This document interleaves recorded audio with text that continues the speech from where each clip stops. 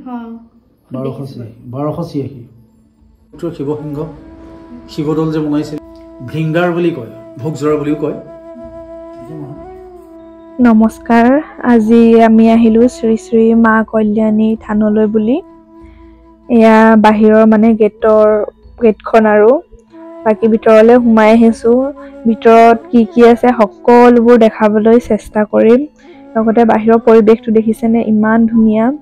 যেহেতু আমি আহি পোৱা দেৰিয়ে হ'ল তথাপিও চাকি এগছ জ্বলাব পাৰিলো তাকে বহুত ভিতৰত যাওঁ তেখেতৰ লগত কথা পাতিম পূজাৰীজনৰ লগত বল কেনেকৈ আবিৰ্ভাৱ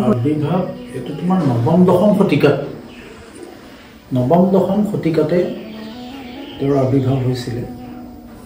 কোনোবা এজন ৰজাৰ দিনতেই আৰিমত্ত বুলি কোৱা হয় যদিও আচলতে নৱম দশম শতিকাত আৰিমত্ত ৰজা নাছিল কিন্তু আৰিমত্তৰ দিনৰ বুলি কয় মানে 12শ শতিকাত 11শ শতিকাত এইটো তেতিয়া মানে সেই থন ধৰি উঠিছিল দেৱালয়বিলাকে অৰিজিন দেৱালয় এখনো নহয় আৰু এখন আছে সেইখনো নহয় অৰিজিনখন ব্ৰহ্মপুত্ৰৰ বুকুত জাহ গ'ল যেতিয়া তাত মন্দিৰভাগ আছিলে ব্ৰহ্মপুত্ৰৰ বুকুত তেতিয়া মানে দেৱীৰ যেতিয়া সৃষ্টি হৈছিলে আবিৰ্ভাৱ হৈছিলে তেতিয়াই কৈছিলে যে কৌণ্ডযুগত দুজন ব্ৰাহ্মণ আনিব লাগে তেওঁ যোগ দি দিছিলে শান্তিল পুত্ৰৰ হ'ব লাগিব সেই দুজন ব্ৰাহ্মণ সেই দুজন ব্ৰাহ্মণৰ মানে দুইজনে আহি ইয়াতেই পূজা পাৰ্বণ কৰি সংসাৰ কৰিব তাৰপিছত ইটো পৰিয়ালৰ চোৱা লাগিলে সিটো পৰিয়ালে কৰিব দুইটা পৰিয়ালৰ মাজত আকৌ চোৱা নালাগে তেনেকুৱা আৰু গতিকে সেই তেতিয়াৰ পৰাই মানে এতিয়ালৈকে সেই আমি শান্তিল পুত্ৰৰ ব্ৰাহ্মণে ইয়াত পূজা অৰ্চনা চলাই থকা হৈছিল আৰু যে সেই ব্ৰহ্মপুত্ৰৰ পৰা লৈ গ'ল তাত মানে অটব্য জংঘলৰ মাজত মন্দিৰটো আছিলে সেই তাত আমাৰ এটা পৰম্পৰা আছে 7 বিহুত দেৱী দোলা কৰি মানে অঞ্চলটো ঘূৰোৱা হয় এই অঞ্চলটো কল্যাণীৰ নামানুসৰি হাৱাজানটো বুৰৈ এই অঞ্চলটো কল্যাণপুৰ বুলি জনা যায় এই অঞ্চলটোক দোলা কৰি আগৰ পূৰ্বজসকলে আমাৰ গোটেই ঘূৰাই পকাই তালৈ যাবলৈ মানে ভয় কৰে তাত ভালুক ওলায় জংঘলৰ মাজত আছিল যে ভালুক ওলায় সেইকাৰণে ইয়াতে থয় এইখিনিও দেৱী মাতৃ ইয়াতে থওঁতে এখন থান পাতি দিলে তাৰপিছত যেতিয়া সেই 1800 আনুমানিক দেই 1835 চনত সেই তাত এজন পূজাৰী ভালুকে খালে ভালুকে খোৱাত তেতিয়া পূজা কৰিবলৈ ইয়াৰ পৰা ব্ৰাহ্মণ নোযোৱা হ'ল তেতিয়া সপোন দেখালে যে তহঁতে মোক পূজা কিয় নিদিয়ে তেতিয়া আমাৰ ক'লে আৰু যে তাত পূজাৰীয়ে ভালুকে খাই দিছে কেনেকৈ পূজা কৰিব তেতিয়া তহঁতে মোক লৈ আন এইটো চাৰিঙীয়া বুলি কয় চাৰিঙীয়াৰ থানলৈকে মোক লৈ তাতে পূজা দিয়ে তেতিয়াই তাত অৰিজিন যি কল্যাণীৰ মূৰ্তি আছে তাৰ পৰা আনি ইয়াত ৰখা হ'ল আৰু সেই তেতিয়াৰ পৰাই ইয়াত পূজা পাৰ্বণ আৰম্ভ হ'ল তাৰপিছত সেই আৰু এখন দেৱালয় আছে তাত গৈছা নেকি নাই যোৱা অলপ আগলৈ আছে পৰা বুলি কয় তাত মানে তাত যিটো পুখুৰী আছে ডাঙৰ পুখুৰী 20 বিঘা মাটিৰ পুখুৰী এটা সেইটো মানে ৰাতিপুৱাৰ পৰা দুপৰীয়াৰ ভিতৰত খনাইছিলে মানে 1000 বনুৱাই খান্দি উলিয়াইছিল কাৰণে পুখুৰীটোৰ নাম দুপৰ পুখুৰী মানুহৰ মুখত পৰি টিপৰা পুখুৰী হ'লগৈ সেই পুখুৰীটোৰ পাৰতে মন্দিৰভাগ অৱস্থিত যেতিয়া 1950 চনৰ ভূমিকম্পত সেই অৰিজিন মন্দিৰভাগ লৈ গ'ল মানে উটুৱাই ভাঙি ছিঙি লৈ গ'ল তাৰ যি আচবাব আছিলে লামলাকতো আছিলে সেইখিনি আনি পেলাই ইয়াতে প্ৰতিষ্ঠা কৰিলে এই পুখুৰীটোৰ পাৰতে মন্দিৰভাগ প্ৰতিষ্ঠা কৰিলে সেই মন্দিৰভাগ বৰ্তমান এতিয়া চৰকাৰী ৰাজ সাহায্য পাই পেলাই ডাঙৰকৈ বনালে আকৌ আৰু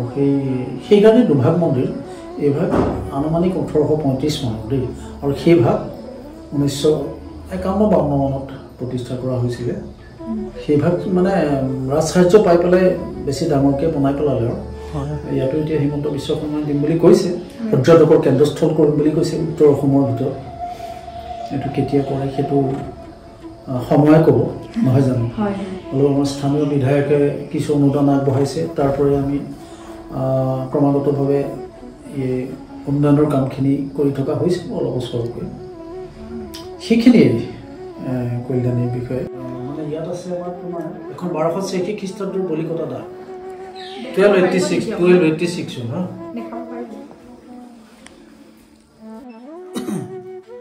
দিছে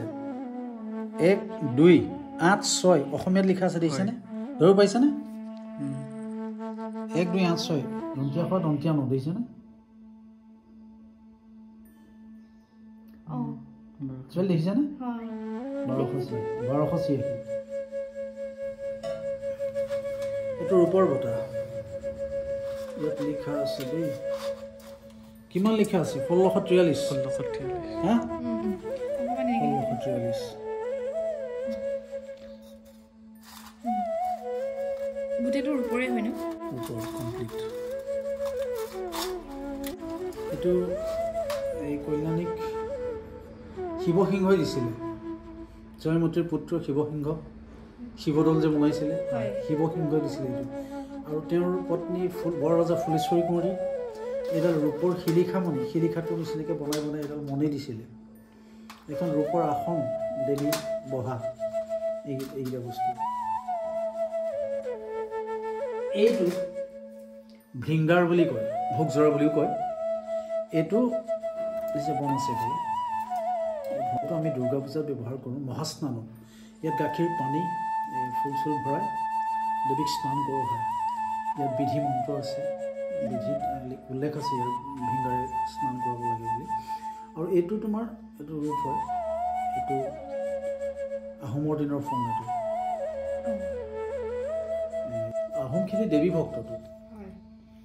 তেওঁলোকে শক্তি পূজা কৰে শিৱসিংহৰ দিনতে এইটো বহুত মঠ মন্দিৰবিলাক থন ধৰি উঠিছিলে ঠিক আছে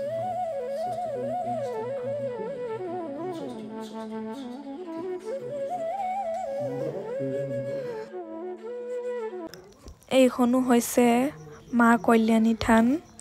ইয়াত আমি আহিহে গম পালোঁ যে ইয়াতে দুখন মা কল্যাণী থান আছে এখন যিখন অলৰেডি আমি সোমাই আহিলোঁ আৰু এইখন বৰ কল্যাণী থান বুলি জানে সকলোৱে বাকী কল্যাণী থানখন এইখন থান মানে নতুনকৈ বনাইছে যেতিয়া বাকী চাৰিওফালটো বহুত ধুনীয়া লাগিছে পৰিৱেশটো বহুত ধুনীয়া আৰু লগতে ভিতৰতহে সোমাব নোৱাৰিম যিহেতু আমি অহা টাইম হ'ল ভিতৰটো তলা মাৰি দিলে তথাপিও বলক যাওঁ কৃষ্ণ এয়া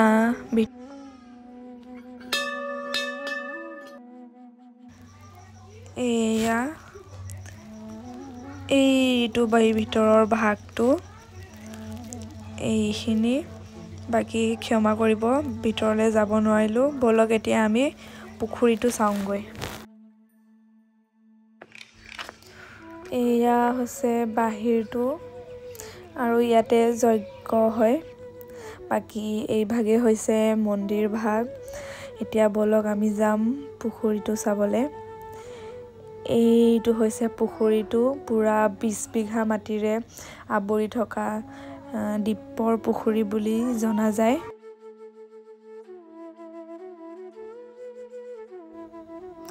বাকী ইয়াৰ কিছুমান কাম মানে চলি আছে যিহেতু আৰু চাগে বনাব ইমান ভালকৈ নাজানো তাৰ বিষয়ে বাকী আজিৰ ভিডিঅ'টো ইমানেই আছিলে যদি চাই ভাল পালে লাইক কমেণ্ট শ্বেয়াৰ কৰিবলৈ নাপাহৰিব আৰু লগতে মোৰ চেনেলটো ছাবস্ক্ৰাইব কৰি থ'ব যাতে মোৰ আহিবলগীয়া নতুন ভিডিঅ'বোৰ চাব পাৰে বাকী আজিলৈ ইমানেই নতুন এটা ভিডিঅ'ৰ সৈতে আকৌ লগ পাম ধন্যবাদ